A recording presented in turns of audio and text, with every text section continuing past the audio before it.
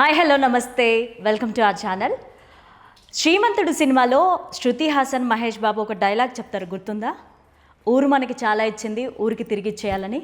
Dialogue విన్నప్పుడు థియేటర్లో అందరూ లేచి క్లాప్స్ కొట్టారు కదా. సో నేను మీకు ఈరోజు మహేష్ బాబుని చూపించబోతున్నాను. సినిమా హీరో మహేష్ బాబు కాదు, NIMS hospital doctor Y Vamsikrishna, brain and spine surgeon. So ఆయన గురించి నేను మీకు ఏం చెప్పను. సినిమా అయిపోయిన తర్వాత థియేటర్లో ఎలా అయితే లేచి క్లాప్స్ కొట్టారో, ఈ ఇంటర్వ్యూ చూసిన తర్వాత మీరు లేచి నిలబడి క్లాప్స్ కొడతారు, నేను గ్యారంటీ. రోబోటిక్ సర్జరీ అంటే ఇంకా అపోహలు చాలా ఉంటాయి. ఈ సెడెంటరీ లైఫ్ స్టైల్ వల్ల ఏమవుతుందంటే మనకి మజిల్స్ లో స్ట్రెంత్ ఉండదు. ఉమెన్ చాలా మంది చూసేస్తే వాళ్ళ బాడీకి అంత కేర్ తీసుకోరు, అంత టైం కూడా ఉండదు సార్. లెస్ దెన్ 20 years లో చాలా తక్కువ మందిలో ఈ ప్రాబ్లం వస్తుంది. నిమ్స్ న్యూరో సర్జరీ డిపార్ట్మెంట్ బేసికల్ గా బ్రెయిన్ అండ్ స్పైన్ ఆపరేషన్ రెండు చేస్తాం న్యూరో సర్జరీ. మంగళవారం రోజు, శుక్రవారం రోజు, తర్వాత ఈవినింగ్ టైంలో కూడా తర్వాత మేము అవైలబుల్ ఉన్నాం. డాక్టర్ గారి పేరు గుర్తుపెట్టుకోండి అందరూ కూడా. హలో డాక్టర్, నమస్తే. హలో, నమస్తే అండి.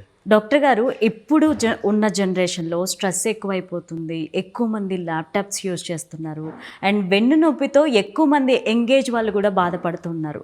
అసలు ఈ వెన్ను నొప్పికి మెయిన్ రీజన్ ఏంటి? ఇప్పుడు ఓవరాల్గా మనది ఒక రకమైన మోడర్న్ టైమ్స్లో అంతా ఇది ఫాస్ట్ పేస్డ్ లైఫ్ అయిపోయింది. ఓకే, మనం ఒకప్పుడు హార్డ్ లేబర్ అంటే బాగా పొలాల్లో వెళ్ళేవాళ్ళు, పనిచేసేవాళ్ళు. ఆ తర్వాత ఒక రకమైన ఫిజికల్ లేబర్ అనేది అంతకుముందు ఎక్కువగా ఉండేది.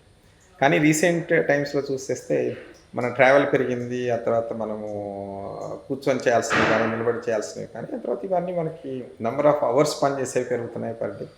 సో దీనివల్ల ఏమవుతుందంటే ఇప్పుడు మన బయోమెకానికల్ సిస్టమ్ అంటే మనది ఇప్పుడు ఎలాగైతే కార్కి టైర్స్, బాల్ బేరింగ్స్, ఆ తర్వాత ఇవన్నీ ఉంటాయో అదే రకంగా ఈ మజిల్స్ అండ్ బోన్స్, జాయింట్స్ ఇవన్నీ ఏవైతే ఉన్నాయో మనకి నిలబడటానికి, కూర్చోవడానికి, ఆ తర్వాత నడవడానికి, పరిగెత్తడానికి, దానివల్ల ఏమవుతుంది, ఆ డిస్క్లు అరిగిపోవడం, ఆ తర్వాత బోన్లో ఎక్కడో ఒక చోట, ఆ తర్వాత కొంత చేంజెస్, ఆ స్ట్రెస్ తట్టుకోవడానికి బోన్ పెరగడం, అరగడం ఇవన్నీ జరుగుతున్నందువల్ల ఈ ప్రాబ్లమ్స్ అనేవి మనకి చాలా ఫ్రీక్వెంట్గా ఇప్పుడు మనకున్న కరెంట్ జనరేషన్స్లో చూస్తాం. సో చాలా మంది యూత్ కూడా ఇప్పుడు ఎక్కువగా బయట ఫుడ్ తింటూ ఉన్నారు, బరువు పెరిగిపోతూ ఉన్నారు. దీనివల్ల కూడా బరువు ఎక్కువ పెరగడం వల్ల వెన్ను మీద స్ట్రెయిన్ ఎక్కువై పెయిన్ వస్తుంది అంటారా? ఒకప్పుడు పాతకాలంలో ఆ తర్వాత జనాలంతా ఎక్కువ పని చేస్తే సరిగిపోతే, ఇప్పుడు మనము యాక్టివిటీ తగ్గిపోయి ఆ తర్వాత బరువు పెంచేసేసుకొని దానివల్ల ఆ తర్వాత అంటే మనం ఓవర్లోడ్ చేస్తున్నాం మన సిస్టమ్ మొత్తాన్ని. సో దానివల్ల డెఫినెట్లీ ఈ సెడెంటరీ లైఫ్ స్టైల్ వల్ల ఏమవుతుందంటే మనకి మజిల్స్లో స్ట్రెంత్ ఉండదు. And at the same time మనం ఈ బోన్స్ వీటన్నిటికీ యాక్టివిటీ లేనప్పుడు న్యాచురల్గా వాటిలో స్ట్రెంత్ అనేది మనకి తగ్గిపోతుంది. ఓకే, ఈ తగ్గిపోయి దాని మీద మనం ఆల్రెడీ ఇంకా ఎక్కువగా తినేసేసి ఓవర్ వెయిట్ వేసేసాం అనుకోండి, ఏదో ఒకటి డిస్క్ ప్రాబ్లమ్స్ లేకపోతే ఆ తర్వాత ఇంకోటి అనేది వస్తుంది. అంటే బాడీ ఎబిలిటీ ఇవన్నీ మన రెగ్యులర్ మూమెంట్ని ఎక్కువసేపు కూర్చొని పని చేయడానికి, ఇప్పుడు టిపికల్గా మన జాబ్స్ అన్ని చూసేస్తే సాఫ్ట్వేర్ జాబ్స్, ఆ తర్వాత అన్ని ఆఫీస్ జాబ్స్ ఎక్కువైపోయినాయి. ఫిజికల్గా యాక్టివిటీ ఉండి ఆ తర్వాత చేసే జాబ్స్ తగ్గిపోతున్నాయి.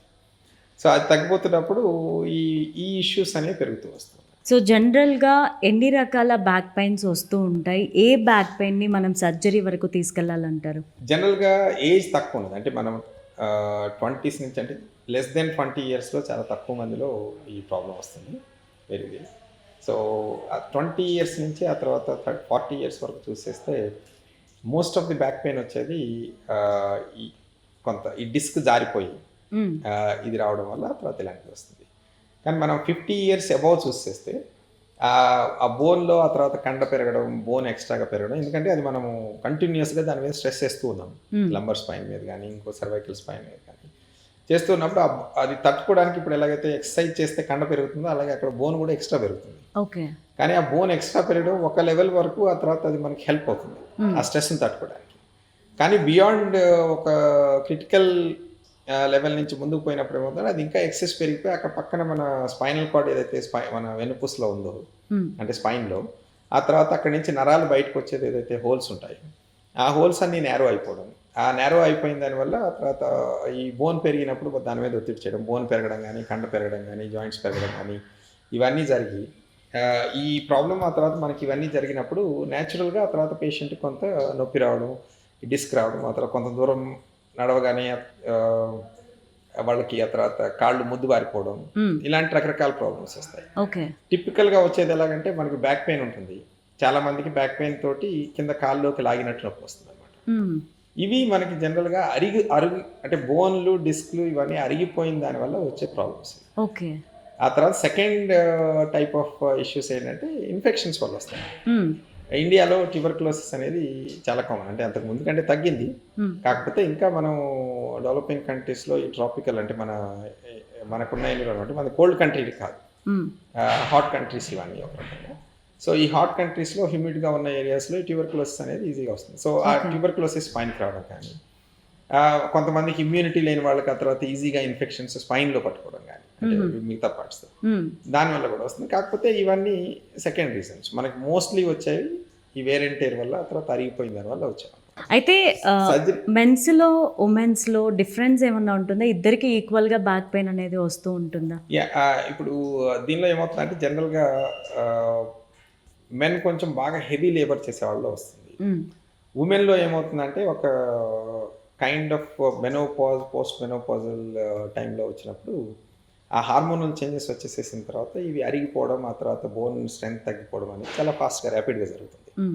అదేను కొంతమందికి ఇప్పుడు ఒక ప్రెగ్నెన్సీలు అనేవి ఒక 4-5 ప్రెగ్నెన్సీస్, 6 ప్రెగ్నెన్సీస్, 7 ప్రెగ్నెన్సీస్, ఆ తర్వాత ఇవన్నీ అంటే నెంబర్ ఆఫ్ ప్రెగ్నెన్సీస్ పెరిగి ప్రాపర్ కేర్ మనం తీసుకోలేదనుకోండి, అంటే మజిల్ స్ట్రెంథనింగ్ కానీ ఇవన్నీ పోస్ట్ ప్రెగ్నెన్సీలు, డెలివరీలు కానీ, ఆ తర్వాత ఇవన్నీ అప్పుడు వాళ్ళు వెయిట్ పెరిగిపోతారు పోస్ట్ ప్రెగ్నెన్సీ. ఆ తర్వాత ప్రాపర్ డైట్ ఒక్కొక్కసారి కొంతమంది వాళ్ళు ఉమెన్ చాలామంది చూసేస్తే ఇప్పుడు ఇంకా వాళ్ళు ఫ్యామిలీ మొత్తానికి తినిన తర్వాత ఏదో మిగిలిపోయిన తినడం, ఆ తర్వాత ఇలాంటివన్నీ, అంటే వాళ్ళ బాడీకి అంత కేర్ తీసుకోరు. ఆ కేర్ తీసుకున్నప్పుడు న్యాచురల్గా మజిల్స్ అనేవి వీక్ అయిపోయి అంత టైం కూడా ఉండదు సార్. వాళ్ళు ఏంటంటే పని చేస్తున్నారు, దాంతో ఆ తర్వాత ఫ్యామిలీని చూస్తున్నారు, ఇంట్లో ఉన్న అన్ని వాటిని కూడా ఆ తర్వాత మొత్తం కేర్ తీసుకుంటున్నప్పుడు న్యాచురల్గా ఎక్కడో చోట వాళ్ళ హెల్త్ మీద అంత కాన్షియస్నెస్ తగ్గినందువల్ల వాళ్ళకి కొంత ఈజీగా ఎఫెక్ట్ అవుతున్నారు. సార్ మీరు రోబోటిక్ సర్జరీ అన్నారు. నార్మల్ సర్జరీ అంటేనే చాలా మంది భయపడుతూ ఉంటారు. రోబోటిక్ సర్జరీ అంటే ఇంకా అపోహలు చాలా ఉంటాయి. అసలు రోబోటిక్ సర్జరీ అంటే ఏంటి సార్? ఇప్పుడు అంటే రోబోటిక్స్ బేస్డ్గా మనకి స్పైన్లో మనం 2 రకాల ప్రొసీజర్స్ ఎక్కువగా చేస్తూ ఉంటాము. ఈ బ్యాక్ పెయిన్ రిలేటెడ్, ఈ ఆ తర్వాత లేకపోతే ఇన్ఫెక్షన్స్ వచ్చినా కానీ ఇవన్నీ. ఒకటి ఏంటంటే ఓన్లీ స్పైనల్ కార్డ్ మీద, నర్వ్స్ మీద ఉన్న ఒత్తిడిని తీసేది, దానికి ఎండోస్కోపిక్ సర్జరీ చేస్తాం. ఓకే. ఎండోస్కోపీలో మనం రాడ్స్ ఫిక్స్ చేసేది కూడా ఉంటుంది. కాకపోతే ఇది రోబో మనకి ఓన్లీ హెల్ప్ చేసేది స్క్రూస్ వేయడానికి, ఆ తర్వాత అక్కడ లోపల ఒక వర్టెబ్రాకి ఇంకో వర్టెబ్రాకి మధ్యలో మనం కేజ్ లాంటిది ఇన్సర్ట్ చేస్తాం అన్నమాట. ఓకే. ఆ కేజ్ ఇన్సర్ట్ చేసేది, ఆ స్క్రూస్ పెట్టేది ఏదైతే ఉంటుందో ఆ పార్ట్ రోబో చేస్తుంది. ఓకే. మిగతాది బోన్ తీసేది, నర్వ్ని హ్యాండిల్ చేసేది మొత్తం ఇంకా మనుషులే చేయాలి. అంటే రోబో అనేది మనకి ఇది ఒక సర్జన్ అసిస్టెంట్. అది ఓకే. అది ఓన్లీ మనకి సేఫ్టీని పెంచుతున్నది. ఆ తర్వాత నంబర్ ఆఫ్ ఎర్రర్స్ అనేవి ఈ సర్జరీలో ఆ తర్వాత మినిమైజ్ చేస్తుంది. ఓకే. అంటే ప్రాబ్లమ్స్ ఎక్కువ రాకుండా పోస్ట్ సర్జరీ మనకి మినిమైజ్ చేస్తుంది. సో రోబోటిక్ సర్జరీలో ఎక్కువ త్వరగా రికవరీ ఉంటుందంటారా? అంటే ఇప్పుడు రోబోటిక్ సర్జరీ మనం 2 రకాలుగా చేస్తాము. కంప్లీట్ ఓపెన్ చేసినప్పుడు అది నార్మల్ ఓపెన్ సర్జరీకి ఎంత రికవరీ పీరియడ్ ఉంటుంది అంత ఉంటుంది. మినిమల్లీ ఇన్వేజివ్ అంటే మనం చిన్న కట్స్ తోటి చేసి ఆ తర్వాత రోబోని అసిస్టెంట్గా యూజ్ చేసినప్పుడు మనకి ఓవరాల్ నెంబర్ ఆఫ్ ఎర్రర్స్ తగ్గుతాయి.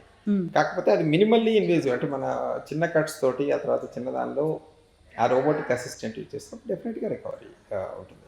కాకపోతే అక్కడ సర్జన్ ఏ అప్రోచ్ చూజ్ చేసుకున్నారు రోబో అసిస్టెంట్స్ తీసుకోవడానికి అనే దాని మీద డిపెండ్ అవుతుంది. కానీ అది కంప్లీట్గా మనం రోబో పెట్టి చేసేస్తే ఫాస్ట్గా రికవర్ అవుతాం అనేది. ఇప్పుడు ఒకసారి లాంగర్ చాలా మల్టిపుల్ సెగ్మెంట్స్లో మల్టిపుల్ వర్టెబ్రాలో మనం స్క్రూస్ వేయాల్సి వస్తుంది.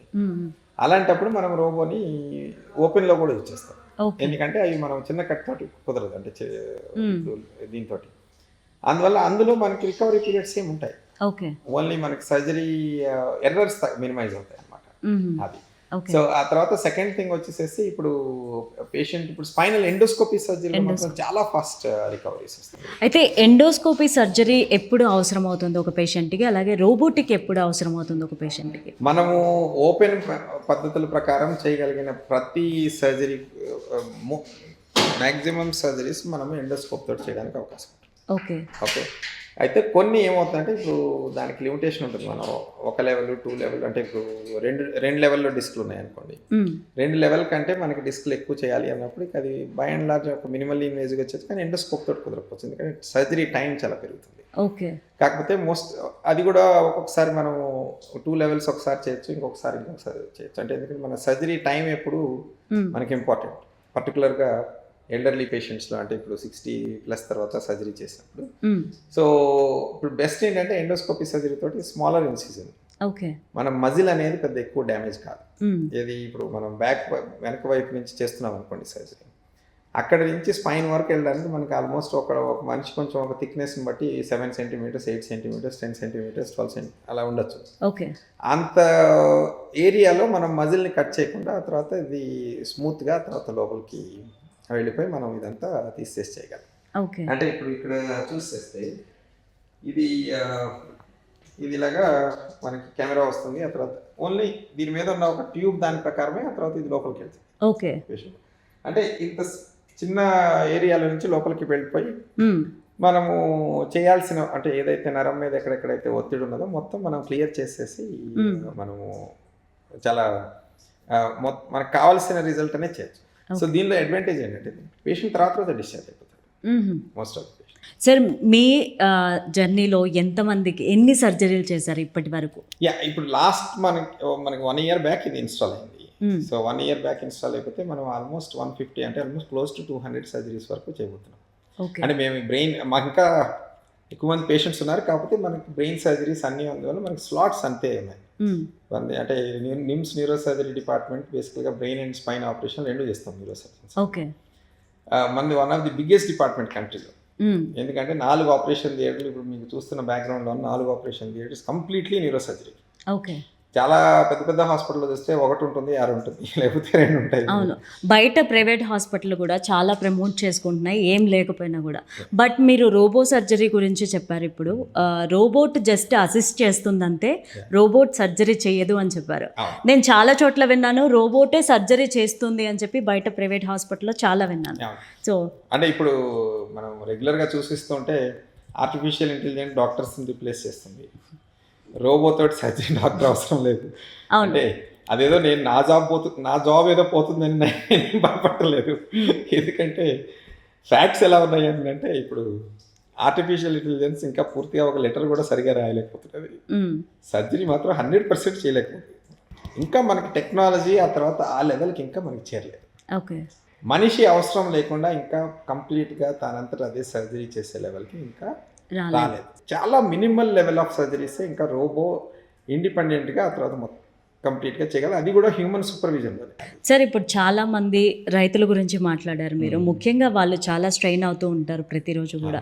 అలాంటి మారుమూల ప్రాంతాల వాళ్ళు మిమ్మల్ని కలవాలి అంటే ఇక్కడ ఎలాంటి ఆఫర్స్ ఉన్నాయి, వాళ్ళకి ఎలాంటి డిస్కౌంట్లు అలాంటివి ఏమన్నా ఉన్నాయి? అంటే ఇప్పుడు మనకి మోస్ట్ ఆఫ్ ది పేషెంట్స్ అంటే ఎవరికైతే వైట్ కార్డ్ రేషన్ కార్డు ఉన్నవాళ్ళు ఆ తర్వాత వాళ్ళందరికీ ఈ లేటెస్ట్ సర్జరీలు ఇంత కాస్ట్లీ. సో మొత్తం ఫ్రీగానే అయిపోతుంది. ఓకే. సో వాళ్ళు ఏదో ఒక 5 రూపాయలు 10 రూపాయలు చిన్న టెస్ట్లు అవి చేయించుకోవాల్సినవి. ఆ తర్వాత ఇలాంటివి ఏదైనా ఒక 5-10 వేలు ఆ తర్వాత ఏదైనా ఉంటే ఆ తర్వాత అవుతుంది. తప్పితే మొత్తం by and large major part of surgery మొత్తం కంప్లీట్గా ఫ్రీ అయిపోతుంది. అండ్ సెకండ్ థింగ్ ఆ తర్వాత అంటే ఎవరో మారుమూలలో ఉన్న పేషెంట్ ఎవరికైతే ఆ తర్వాత ఇంత లేటెస్ట్ టెక్నాలజీస్ గురించి తెలియని మనిషికి కూడా ఇక్కడ ఫ్రీగా ఆ తర్వాత వైట్ రేషన్ కార్డులో వచ్చేసేసి ఆ తర్వాత చేయించుకొని పోవచ్చు. ఓకే. అది మాకు ఓపీడీల తర్వాత ప్రతిరోజు న్యూరో సర్జరీ ఓపీడీ ఉంటుంది. స్పెసిఫిక్గా నాది చూసేస్తే మంగళవారం రోజు, శుక్రవారం రోజు తర్వాత ఈవినింగ్ టైంలో కూడా తర్వాత మేము అవైలబుల్ ఉన్నాం. ఓకే. డాక్టర్ గారి పేరు గుర్తుపెట్టుకోండి అందరూ కూడా. సో మిమ్మల్ని కలిస్తే వాళ్ళు హ్యాపీగా 1 డేలో రికవర్ అయిపోవచ్చు సర్జరీ చేయించి. మేము టెస్ట్లు అవన్నీ చేసిన తర్వాత అడ్మిషన్ చేస్తాము.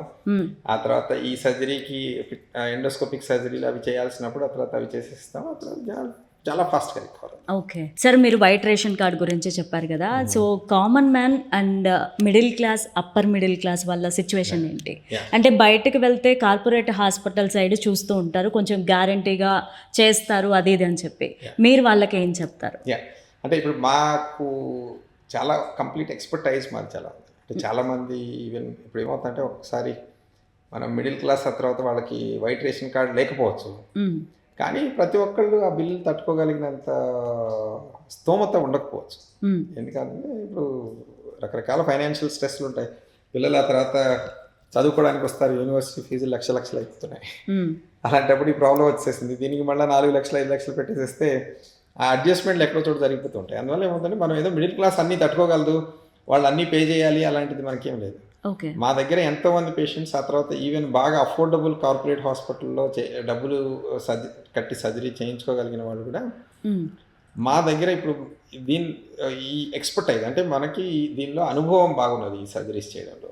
ఓకే. అందువల్ల మన రిజల్ట్స్ బాగున్నప్పుడు నేచురల్గా మన దగ్గరికి ఈ ట్రీట్మెంట్ అనేది ఆ తర్వాత సీక్ చేస్తూ వస్తూ ఉంటాం. సార్ మీరు ఎన్ని ఇయర్స్ నుంచి చేస్తున్నారు స్పైన్కి సంబంధించి సర్జరీస్?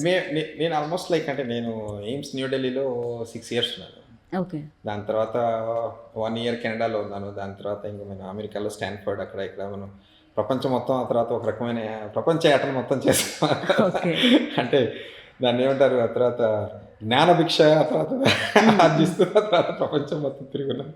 ఓకే. సో అందువల్ల ఏమవుతుందంటే నాకు ప్రపంచం మొత్తం మనం అంతా తిరిగి ఉన్నాము. ఎక్కడ కొత్త విధానాల్లో పద్ధతుల్లో ఆ తర్వాత ఇవన్నీ ట్రీట్మెంట్లు చేస్తున్నారు, ఎక్కడ కొత్త టెక్నాలజీ డెవలప్ అవుతుంది, ఇవన్నీ చేస్తున్నారు. మాకు ఆల్మోస్ట్ క్లోజ్ టు ఒక 20 years ఆఫ్ ఎక్స్పీరియన్స్ ఆ తర్వాత ఇందులో ఈ సర్జరీస్ చేయడంలో ఉంది. ఓకే. ఈ లేటెస్ట్ టెక్నిక్స్ అన్నీ ఇప్పుడు ఈ మెషిన్ కూడా మనము ఈ ప్రపంచం మొత్తం తిరిగి ఆ తర్వాత మనం ఇది ఈ కైండ్ ఆఫ్ పద్ధతులు మోడర్న్ టెక్నిక్స్ అనేవి మనకు ప్రతి మనిషికి అవైలబుల్ ఉండాలని మేము మా డిపార్ట్మెంట్ తరఫు నుంచి మేము కూడా ఆ తర్వాత ఎవరు మనకి డొనేట్ చేయగలరు అని కనుక్కొని BHEL రోటరీ వాళ్ళని ఆ తర్వాత వీళ్ళని అప్రోచ్ అయిపోయి ఆ తర్వాత మేము కన్విన్స్ చేసేసి ఆ తర్వాత మీరు చేయండి పూర్ పేషెంట్స్కి, నాట్ సో అఫోర్డబుల్ వాళ్ళకి. ఆ తర్వాత అదొక్కటే కాదు, మనము నిమ్స్ న్యూరో సర్జరీ డిపార్ట్మెంట్లో చాలా హై ఎండ్ సర్జరీస్ అన్నీ మనం చేస్తాం. అంటే పార్కిన్సన్ దగ్గర నుంచి వేరే రకరకాల బ్రెయిన్ సర్జరీస్ ఇవన్నీ చేయడానికి ఆ తర్వాత మనకి లేటెస్ట్ సపోర్ట్ అనేది కావాలి. ఇప్పుడు ఎక్విప్మెంట్ ఆ తర్వాత ఇన్వెస్ట్మెంట్ అందులో అవన్నీ కూడా మేము కన్విన్స్ చేస్తున్నాము. మేము పార్ట్ ఆఫ్ ది మేము రెండిట్లో ఆ తర్వాత ఏమంటారు ఆ తర్వాత భిక్ష అర్జిస్తూ పోతా ఉంటాం. ఒకటి జ్ఞానం, రెండోది నాలెడ్జ్, ఆ తర్వాత డబ్బులకి. ఎందుకంటే ఈ డిపార్ట్మెంట్ నిలబడాలి, అందరికీ లేటెస్ట్ ట్రీట్మెంట్ ఉండాలి. సార్ మేము పైకి వస్తూ ఉన్నాము మీ ఇంటర్వ్యూ తీసుకుందామని. సో చాలామంది మీ పేరు చెప్తున్నారు, మీ పేరు మాట్లాడుకుంటూ ఉన్నారు, మీ హస్తవాసి చాలా మంచిదని అనుకుంటూ ఉన్నారు. ఎందుకని అంటే మీరు తలుచుకుంటే చాలా కార్పొరేట్ హాస్పిటల్స్లో వర్క్ చేసి ఉండొచ్చు, బట్ వై ఎందుకని ఇక్కడే? మనకి ఇది కొంచెం ఫిలసాఫికల్ క్వశ్చన్. మనకి లైఫ్లో మనం ఒక స్టేజ్కి వచ్చేసాము. మనం సొసైటీకి తిరిగి ఇవ్వాల్సిన బాధ్యత అనేది మనం ప్రతి చదువుకున్నప్పుడు ఇప్పుడు మనకి సొసైటీ అనేది మమ్మల్ని డాక్టర్ చేసింది. నేను ఎయిమ్స్ ఢిల్లీలో ఆ తర్వాత ప్రీమియర్ ఇన్స్టిట్యూట్లో చదివాను. అంటే ఒక టాప్ నెంబర్ 1 ర్యాంక్డ్ ఢిల్లీలో, ఆ తర్వాత ఎయిమ్స్ ఢిల్లీ. ఇవన్నీ ఆ తర్వాత ఇవి ఎక్కడో సొసైటీ అనేది మనకి ఆపర్చునిటీ ఇచ్చింది. ఇచ్చినప్పుడు మనకి పే బ్యాక్ చేయాల్సిన, అంటే మనం దాన్ని మళ్ళీ తిరిగి సొసైటీకి ఇవ్వాల్సిన బాధ్యత అనేది మన జనరేషన్ ఓకే ఒక 15-20 సంవత్సరాలైనా మనం ఒక ఇలాంటి ఇన్స్టిట్యూషన్లో ఉండి ఈ ఇన్స్టిట్యూషన్ని డెవలప్ చేస్తూ ఆ తర్వాత పూర్ పేషెంట్స్కి ఆ తర్వాత మనం ట్రీట్మెంట్ చేసి ఆ తర్వాత అన్నీ ఇవ్వాల్సిన బాధ్యత. ఓకే, ఇప్పుడు డబ్బులు అనేవి ఏదో లైఫ్లో ఎప్పుడొకప్పుడు వస్తాయి, దానికోసం మనం పరిగెత్తాల్సిన అవసరం లేదని నా నమ్మకం. సో అందువల్ల ఏమవుతుందంటే ఇప్పుడు ఇది ఒక లెవెల్ ఆఫ్ సాటిస్ఫాక్షన్. మనం ఎవరో ఏం తెలియని ఆ తర్వాత ఎక్కడి నుంచో వస్తారు, వాళ్ళు మనం ట్రీట్మెంట్ చేస్తాము, ఆ తర్వాత వాళ్ళు హ్యాపీగా ఆ తర్వాత వెళ్ళిపోయి వాళ్ళు మళ్ళీ వాళ్ళ పనులు, వాళ్ళ ఊర్లో, వాళ్ళ ఫ్యామిలీలో ఆ తర్వాత పని చేసుకోగలని ఒక హ్యూజ్ సాటిస్ఫాక్షన్. అంటే ఇప్పుడు చదువుకున్న వాళ్ళు, డబ్బులు ఉన్న వాళ్ళు 100 రకాలమైన ఎత్తుక్కోగలరు. ఇక్కడికి వచ్చే ప్రతి ఒక్కళ్ళకి అది తెలియదు, ఎక్కడ ఎత్తుక్కోవాలి, ఎక్కడ ట్రీట్మెంట్ చేసుకోవాలి. అలాంటప్పుడు ఇలాంటి హాస్పిటల్స్ ఎంతో సేవ చేస్తాయి, మనం కూడా ఆ తర్వాత కంట్రిబ్యూట్ చేయాలి. అది మన అందరు బయటకు వెళ్ళిపోయి ఆ తర్వాత అంతా మనం డబ్బులు సంపాదించుకుంటాం అంటే ఇన్స్టిట్యూషన్స్ నిలబడాలి. అదనే ఇక్కడ ఎంతో మంది న్యూరో సర్జన్స్ని ట్రైన్ చేస్తున్నారు, ఎంతో మంది డాక్టర్ని లేటెస్ట్ టెక్నాలజీలో ట్రైన్ అవుతున్నారు. సో అందువల్ల ఏమవుతుందంటే దీనికి ఒక లెవెల్ ఆఫ్ కంట్రిబ్యూషన్ అనేది ఈ హాస్పిటల్స్ ఉన్నది. మనం కూడా దానికి డెఫినెట్గా కొన్ని సంవత్సరాలు అనేది మనం డెడికేటెడ్గా ఇందులో సేవ్ చేయాలి, దీన్ని కూడా గ్రో చేయాలి. ఓకే. అండ్ మీ ఎక్స్‌పీరియన్స్‌లో చాలా హ్యాపీ మూమెంట్స్ చూసుంటారు. అండ్ మీ దగ్గరకు వచ్చి థాంక్స్ చెప్తూ ఉంటారు చాలామంది గూడా. మీకు హ్యాపీ మూమెంట్ ఏంటి స్పెషల్‌గా? మనిషికి ఒక ఇప్పుడు మనం దీని మీద రన్ అవుతున్నాం. మనకి ఇందులో పెద్ద డబ్బులేమి రావు. న్యూస్‌లో సాలరీగా గవర్నమెంట్ సాలరీ. నువ్వు జనాలొచ్చి మనకి ఆశీర్వాదం ఇచ్చేది, లేకపోతే ఒక ముసలమ్మ 80 సంవత్సరాలు ఆమె వచ్చేసేసి ఆ తర్వాత వచ్చేసేసి బాబు ఆ తర్వాత అని చెయ్యి పట్టుకొని హ్మ్. కొంతమంది ముద్దు పెట్టుకోముతారు. హ్మ్. బాబు నువ్వు నన్ను సరిచేసావని. ఆ తర్వాత కొంతమంది డాక్టర్ నువ్వు మళ్ళీ నాకు లైఫ్ ఇచ్చావు ఆ తర్వాత అని. హ్మ్.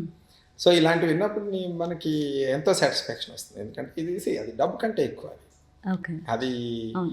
మనం కోరుకున్న రాదు. ఆ తర్వాత ఫార్చునేట్లీ అంటే అదృష్టం ఏంటంటే నేను ఆ ప్రొఫెషన్‌లో ఉన్నాను. నేను హెల్ప్ చేస్తాను. ఆ తర్వాత అది డైరెక్ట్‌గా ఒకళ్ళ జీవితాన్ని కొంత ఎఫెక్ట్ చేస్తుంది. హ్మ్. ఆహ్, మారుస్తుంది ఆ తర్వాత. సో పాజిటివ్‌గా. సో అందువల్ల ఏమవుతుందంటే ఇవి these are lot of happy moments. అంటే ఇది ఒక లైఫ్ సాటిస్ఫాక్షన్ అనమాట. సో సార్ ప్రతి ఒక్కళ్ళకి ఒక డౌట్ ఉంటుంది. చాలామంది పేషెంట్స్‌ని చూస్తూ ఉంటారు. డాక్టర్ ఎలా అంత హెల్తీగా ఉంటారు అని చెప్పి. సో ఏంటి మీ హెల్త్ సీక్రెట్ ఏంటి సార్? నేను రోజు ఒక వారంలో కనీసం ఒక 4 కిలోమీటర్స్ 4.5 కిలోమీటర్స్ ప్రతిరోజు 5 డేస్ ఎ వీక్ నేను ప్రతిరోజు జాగింగ్ చేస్తాను. ఓకే. ఒక 15 మినిట్స్ ఆ తర్వాత ఇవన్నీ ఒక ఫ్లోర్ ఎక్సర్సైజెస్ కొంత కోర్ స్ట్రెంథనింగ్ అవి చేస్తాను. ఓకే. ఇట్స్ ఓకే అంటే ఇంకా ఫిట్గా ఉండొచ్చు కోరిక, కాకపోతే టైం లేదు. So okay. అలాగే ఎందుకంటే మనము మా సర్జరీలో ఒక్కొక్కటి కొన్ని చాలా లాంగ్ ఉంటాయి. Brain surgery, spine surgeries. అవును. ఎక్కువసేపు నిలబడాల్సి వస్తుంది. ఎక్కువసేపు నిలబడాలి. నీకు అదేమవుతుందంటే ఫిజికల్ స్టామినా తగ్గిపోయింది అనుకోండి. అంటే నీకు ఈజీగా మనం అలసట పడిపోయింది, బ్యాక్ పెయిన్ వస్తున్నదో లేకపోతే ఎక్కువసేపు నిలబడిన తర్వాత ఉంటే న్యాచురల్గా నీకు ఫోకస్ ఆన్ సర్జరీ తగ్గుతుంది. అవును. మనిషి హ్యూమన్ బీయింగ్ అది ఏ మనిషికైనా అంతే తర్వాత. అందువల్ల ఏమవుతుందంటే ఇవి మన ఫిజికల్ ఫిట్నెస్ పర్టికులర్లీ కొన్ని మా దాని న్యూరో సర్జరీ వీటన్నిటిలో అంటే నేను మా వాళ్ళకి చెప్తూ ఉంటాను. ఆ తర్వాత మనం కమాండో ట్రైనింగ్ ఇస్తూ ఉంటాం ఆ తర్వాత అందరికీ. అంత స్ట్రెంగ్త్ ఉండాలి, అంత మెంటల్ విల్ పవర్ ఉండాలి, అంత ఫిజికల్ స్ట్రెంగ్త్ కూడా ఉండాలి. సార్ ఇంత హెక్టిక్ బిజీ షెడ్యూల్ ఉంటుంది కదా మీకు, ఫ్యామిలీకి టైం ఎలా కేటాయిస్తారు? మా వైఫ్ నేను వాకింగ్ తీసుకెళ్తాను, జాగింగ్కి. అందువల్ల ఒక మార్నింగ్ 1 అవర్ చెప్పాల్సినవన్నీ, ఆ తర్వాత వినిపించాల్సినవి, ఆ తర్వాత కరెంట్ అఫైర్స్ దగ్గర నుంచి అన్నీ వినిపిస్తాను. ఓకే. సో అన్ని రకాల ఇంకా ఏవో అవి ఇవి ఆ తర్వాత కొంచెం క్రియేటివ్గా అవి ఇవి కల్పించి మసాలా వేసేసి వినిపిస్తాను. డాక్టర్లు కూడా మసాలా యాడ్ చేస్తారా సార్? ఏదో క్రియేటివ్గా అవుదామని ట్రై చేస్తాము. సో అవి దెన్ వీకెండ్స్ అవి ఆ తర్వాత సో నేను అంటే మాకు ఫ్రీక్వెంట్గా ఆ తర్వాత ఎక్కడో చోట ఎవ్రీ మంత్ ఎక్కడో చోట ఆ తర్వాత మనకి నేషనల్గా తర్వాత ఇంటర్నేషనల్గా యూఎస్లో కానీ ఇప్పుడు మార్చిలో యూఎస్ వెళ్ళేది ఉంది. అక్కడ మనకు కాన్ఫరెన్స్లో టాక్కి వాళ్ళు ఇన్వైట్ చేస్తున్నారు. ఓకే. ఇలాంటివి వెళ్ళినప్పుడు ఆ తర్వాత వాళ్ళతో ట్రావెల్ చేస్తాము.